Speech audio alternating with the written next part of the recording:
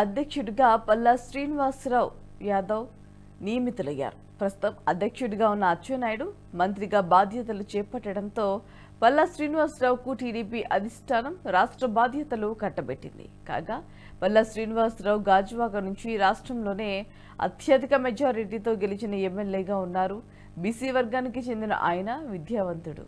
Party నాయకులు కార్యకర్తలకు నిరంతరం అందుబాటులో ఉంటూ నిబద్ధత కలిగిన నాయకుడిగా గుర్తింపు తెచ్చుకున్నారు. విశాఖపట్నం జిల్లా అధ్యక్షుడిగా 4 ఏళ్ల నుంచి వ్యవహరిస్తున్నారు.